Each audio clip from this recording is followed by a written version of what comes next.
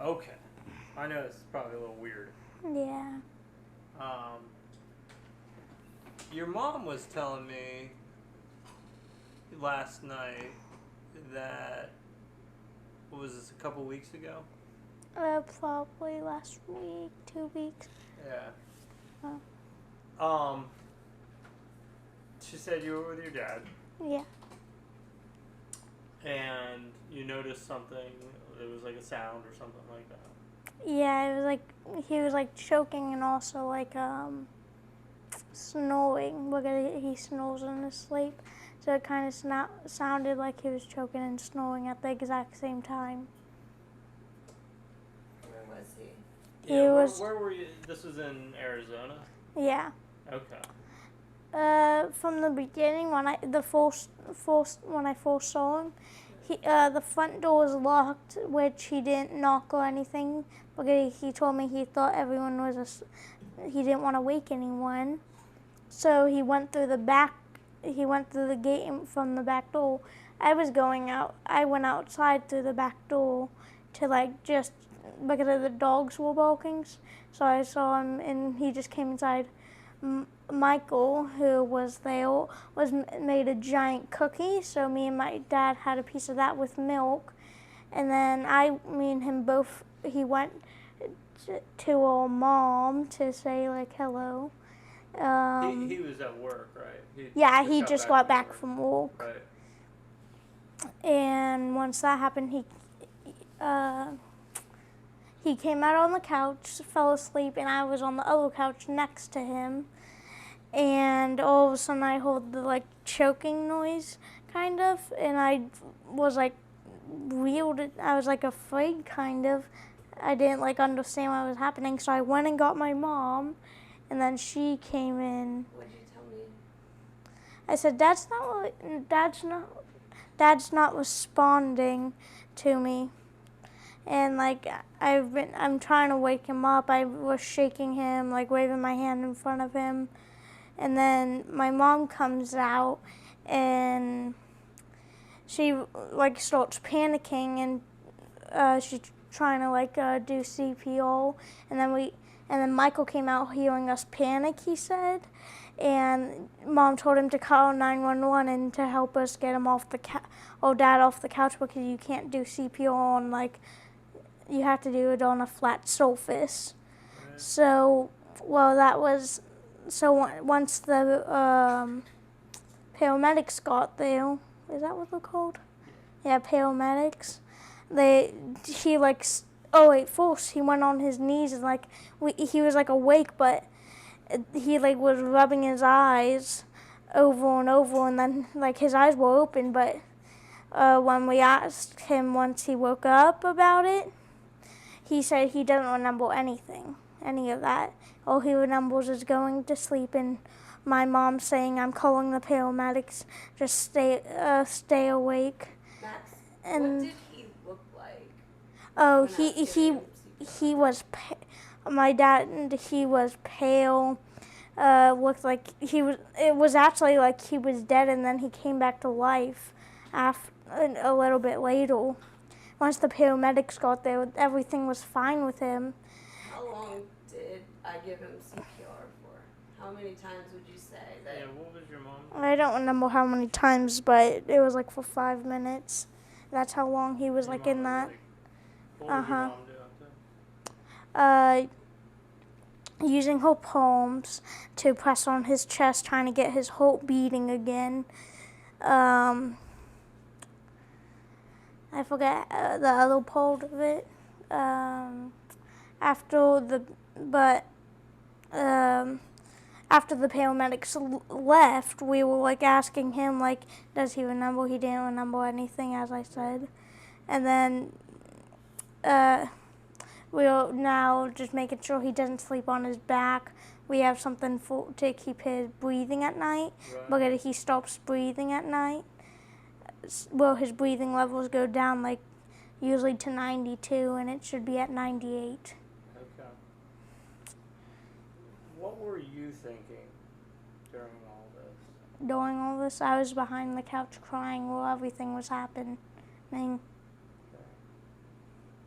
I was sad, worried, scared.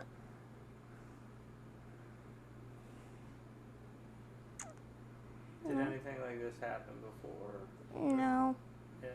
He did tell us like something happened like that like a couple of years back, I think, if I remember right. A heat stroke. A heat stroke, yeah. That's what he thought. And then when the paramedics wanted his pills, so when they saw his pills, Mom, what do they have? He has anti-anxiety meds. Yeah, I meant like what does he have while he's sleeping that makes him stop breathing? Well, he has a sleeping pill, and they think that contributed to, his breathing wasn't as strong because it represses your central nervous system and gets you to calm down. No, I meant like what is his like Sleep thing? apnea. Yeah, sleep apnea. They said with his pills it basically just like reverses everything, shuts down like his breathing and everything. So that's what they think caused that. I had heard from your mom that you were sick. Yes, at the time I was supposed to be in Great Wolf Lodge, but before that I got sick. I don't remember how, but that's the only reason I was there to like find him on the couch like that. Do you think about what might have happened if you weren't there? We don't want to. We don't like to think about that. Okay, it's not something we would like to have in our heads.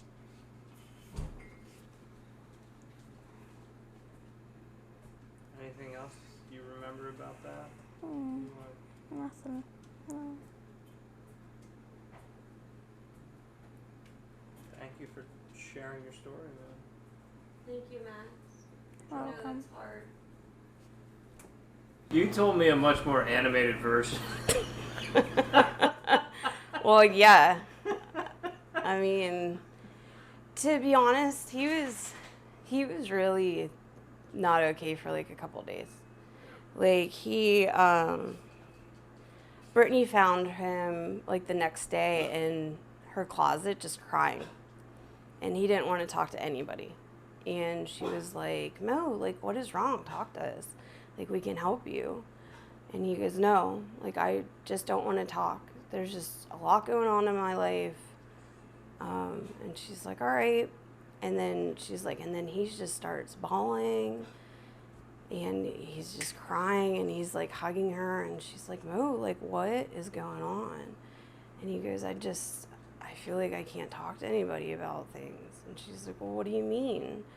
And he just goes, he's like, I'm away from my best friends. I'm away from my house. I don't like the house that I live in.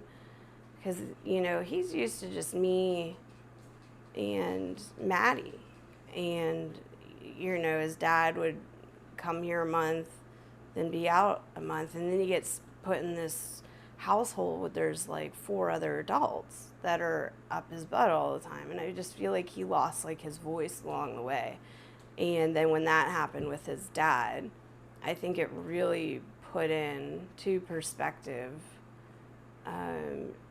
just how small of a world like he really has, his little piece of it. Yeah. And how everything he loves and everything he knows was almost just taken from him, like in seconds. And it was really hard for him. He was really upset, and he doesn't like to talk about it. So the version you got was the slimmed down version for sure. And it is hard to talk about. But do you want me just to like go into it? Well, I'll tell you exactly how I said it the other night.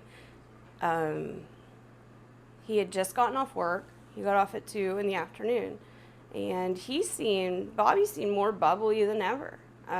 He came in, I was watching TV in the bedroom, and he came in and he was like, hey, Maggie, how are you? I'm home early. And he gave me a kiss, and he was just so excited to have his family there because he's been, we've been in Phoenix and he was been working in Yuma back and forth. So even though like we were closer to each other this year, we still didn't see like a whole lot of each other. But he says his favorite thing to do is come home and just see his family there.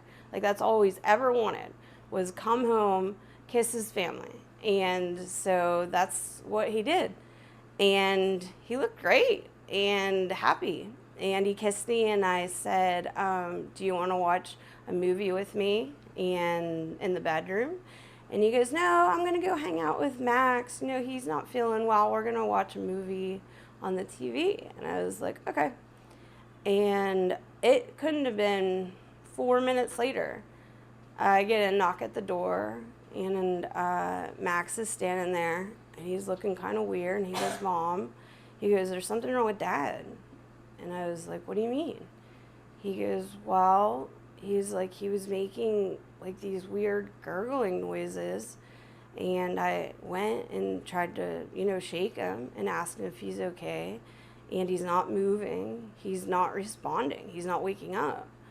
And I was like, all right. When an 11-year-old tells you something, you don't really know what to think.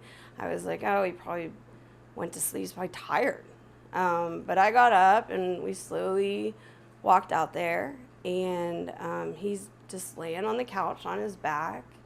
And I look and he's just staring at the ceiling. And I was like, Bobby. And, he has those piercing blue eyes. And there was just nothing there. And then I noticed foam, like, coming out of his mouth. And I said, Bobby. And he's not responding at all. And then I noticed his lips are blue. And he is soaking wet. I felt his body, and he is just drenched. And I'm like, oh my fucking God, like he's having a heart attack. This is the first thing I thought. I was like, he's having a heart attack. So I start like smacking him on the face. I go, Bobby, you need to wake up. I was like, Bobby, are you here? And those eyes, those piercing blue eyes, just nothing. There's nothing there. And he's looking, and I knew we were in trouble. So I just start screaming. I go, somebody needs to call 911. I start screaming for Michael, who is his brother-in-law, or son-in-law. And I was like, Michael, call 911, and I'm like in hysterics, and I'm like holding him, and I'm like shaking him. I go, Bobby, you need to wake up, and I'm smacking him. And then there's nothing. There's just nothing.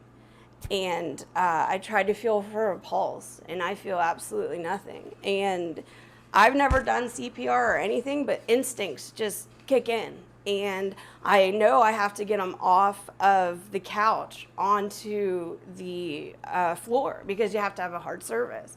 And I could not move. This is 300 pounds of dead weight. I could not get him off. And I was like, I don't have time for this shit. So I just got all the pillows out from under him, and I got him to like just the flatness of the couch. And I just start doing CPR. And oddly enough, I'm thinking of The Office, and they're like, doing that rhythm, staying alive, and it's 30. I just remember thinking 30 and 2 breaths, and I'm doing that, and I'm screaming, call the paramedics, call 911, and I'm crying, and Michael is crying, but he's on the phone with 911, and luckily they're only like literally 5 blocks away, so they're gonna be there like any fucking second.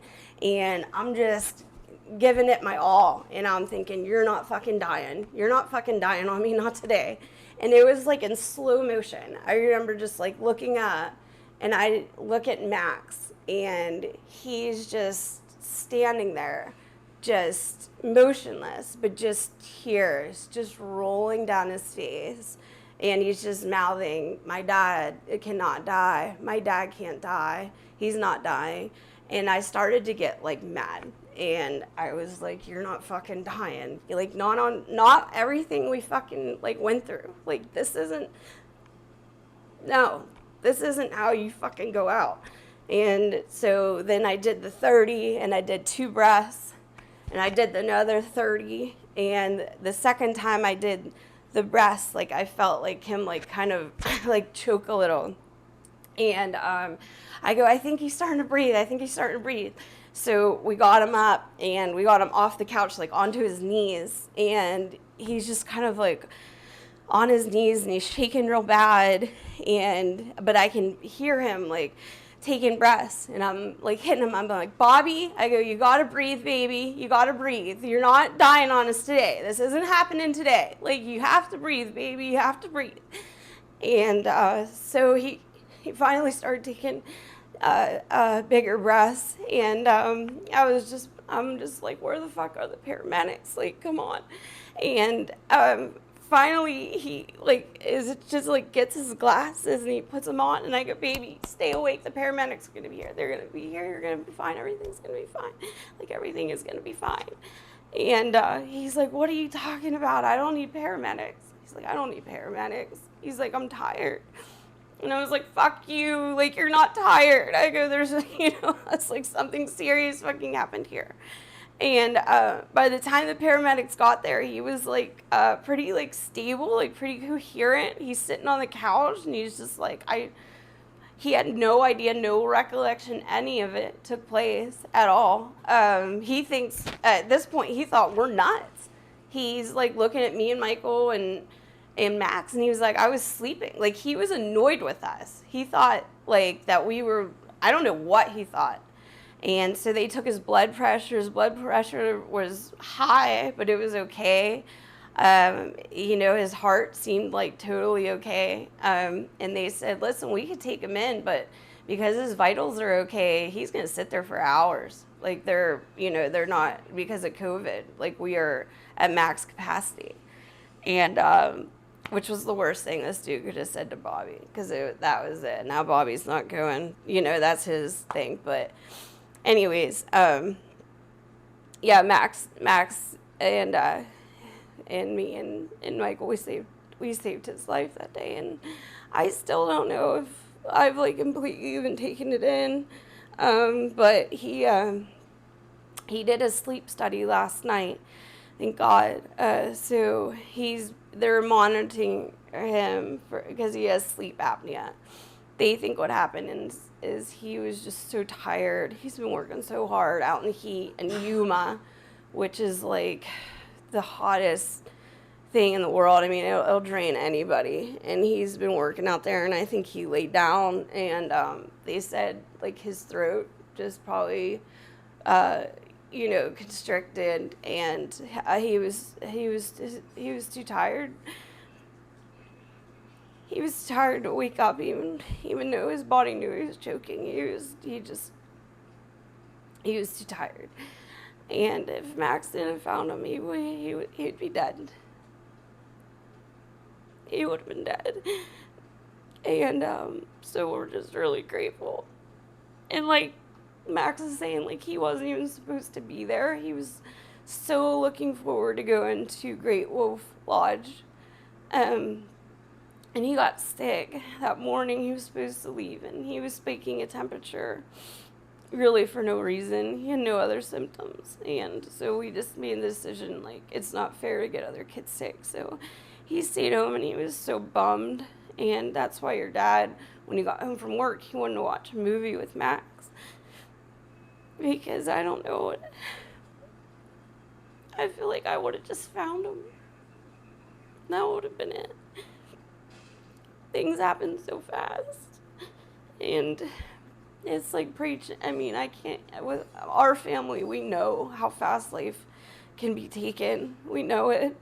And you have no idea. It's just milliseconds. It can be over. And we could be having a totally different conversation right now. But I'm really grateful. And I don't know how many times God's gonna throw me a bone. Like, I don't know what I ever did to deserve it. But I promise I'll make my life on this world. I'll make sure to leave it better than I found it. Because I've had just so many blessings thrown my way. And my advice to everyone is just live like it's your last. Because it can be taken so fast. And that's all I would say about that.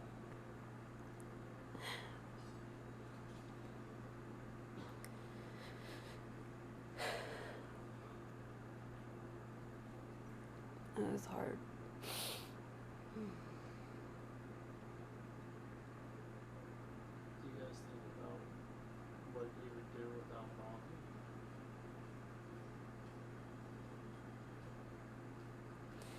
I can't even think about it. Oh my God, I just could not imagine having to call Maddie while she was away until we lost her dad.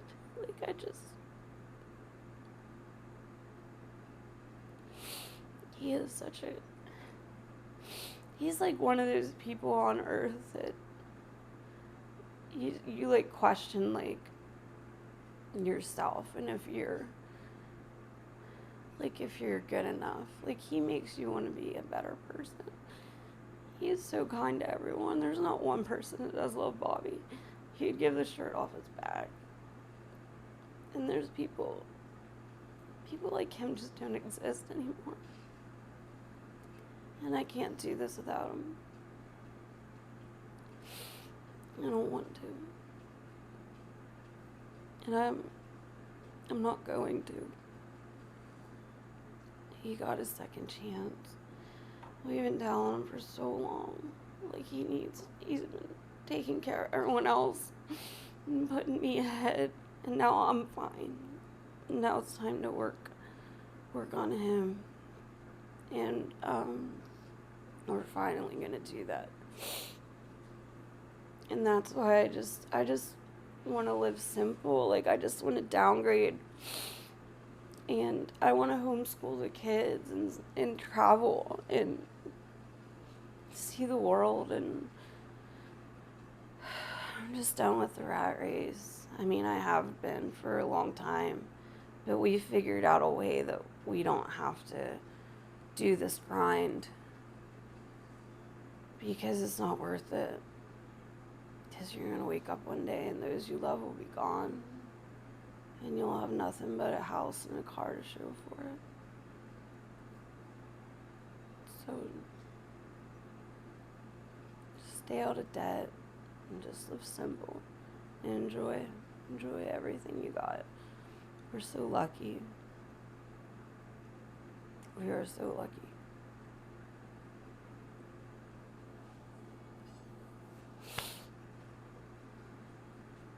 I'm really happy you're here too. Me too. It's good to see you. It's so good to see you. Fucking love you. I love you so much.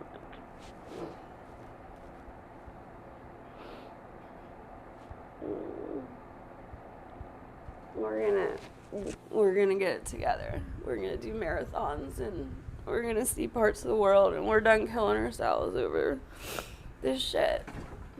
Because you just